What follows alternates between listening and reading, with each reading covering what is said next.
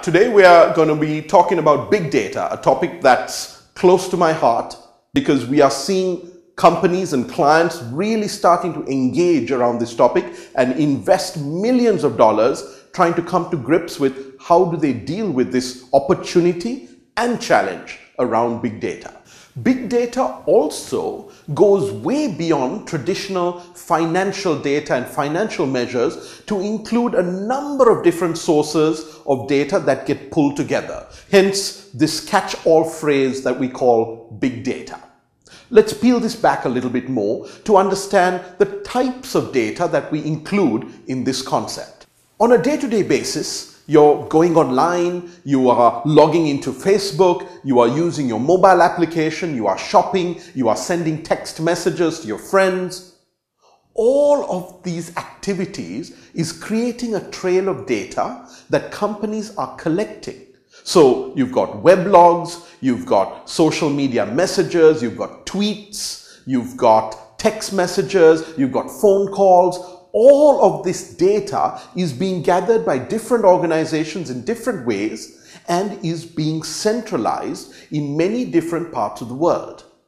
This creates this concept of big data. Companies now have the challenge and also the opportunity to link, connect and tap into all of these data sources to find new insights, new information about you as a consumer, for example, so that they can create better products for you, they can put a better offer to you at the right time, at the right place. Traditionally, what companies did was they collected information that was relevant just about their business, whether it was financial data or information about their customers, and they stored it carefully and in a very structured way. And then they ran reports and they analyzed this information and they produced reports and data that was useful to run their business. Today, as I was talking about your behavior, you are creating a trail of data around all of your activity. And most of what we do has been digitized in a way that our information can be captured.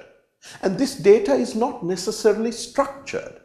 It could be some thoughts that you have written on a blog, not directly related to a company, but it has some information about who you are, how you think, what you care about.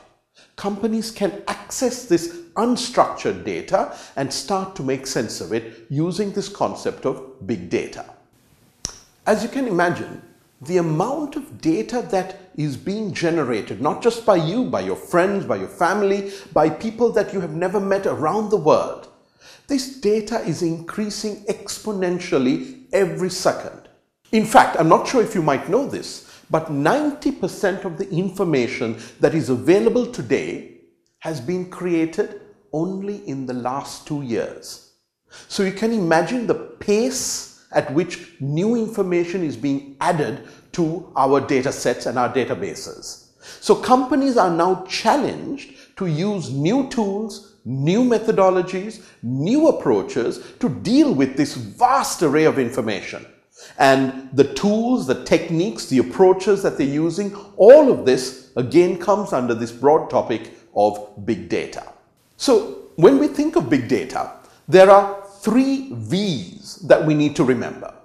This helps us define what we mean when we talk about big data. The first V is volume. Essentially, this refers to the significant amount of data that is available and is being created every second. The second V is variety.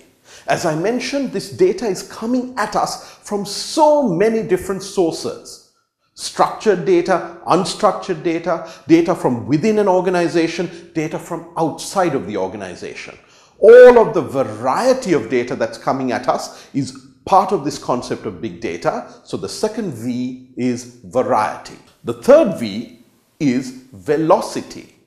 And velocity essentially means the speed or the rate of change in terms of the data. So every time you log on and log off, every time you send a message and log off or log on again, you are creating data trails.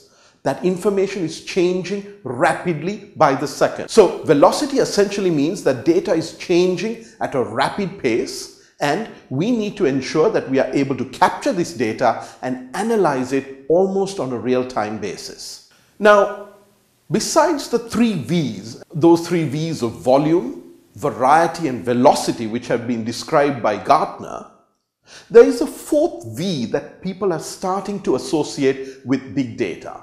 And this 4th V is veracity, which in the English language essentially means truthfulness. So essentially an important element of making sure that all of this data that's being generated and created can be verified to be accurate, to be truthful, because a lot of people are putting a lot of information out there.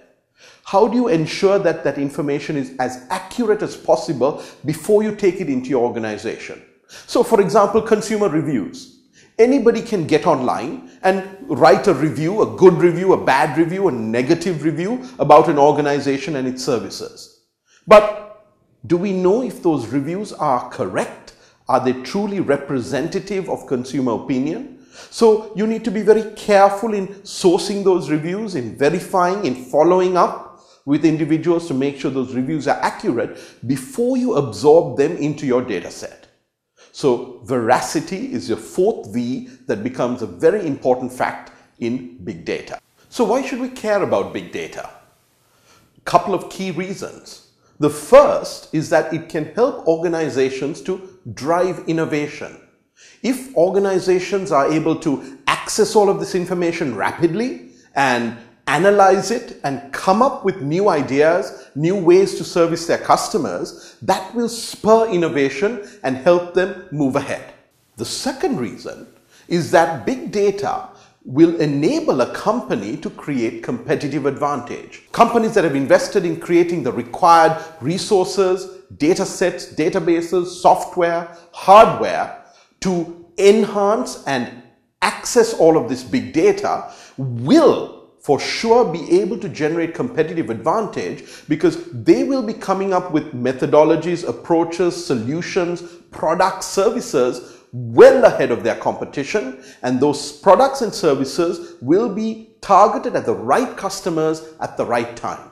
So big data is a clear opportunity for organizations to create competitive advantage. The final reason that we should care about big data is that it enables companies to enhance and to improve productivity.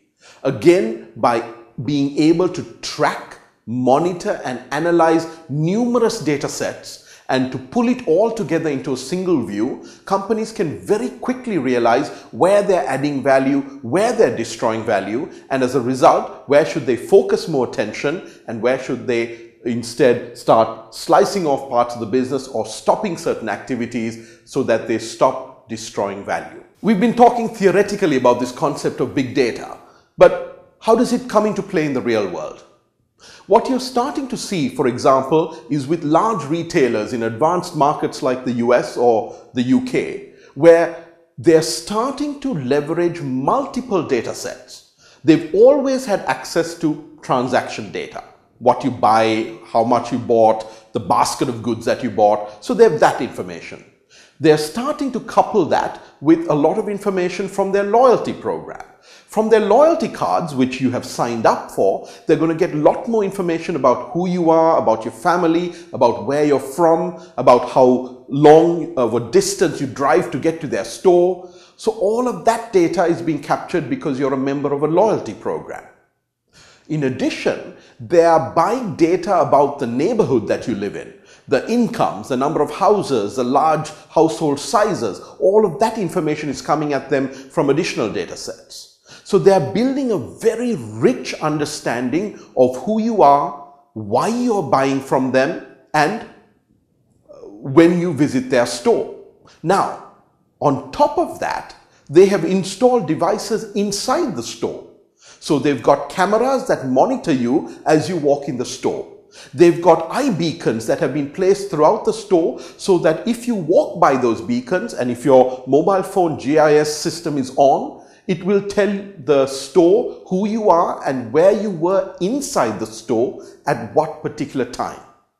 They're also using satellite imagery to track the vehicles that drive into their parking lots at what time, how many vehicles were there, and soon over time they might be able to actually tell the type of vehicle that came into the store and parked in the parking lot.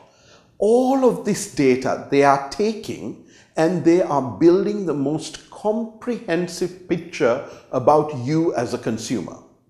So big data is giving companies significant advantage, while at the same time it might make you feel a little nervous that all of this information about you has been gathered and has been analyzed with the sole purpose of trying to put in front of you the perfect good or service that you want to buy. Now, as you can see, big data has numerous benefits for organizations, but there are again some drawbacks that we need to be aware of.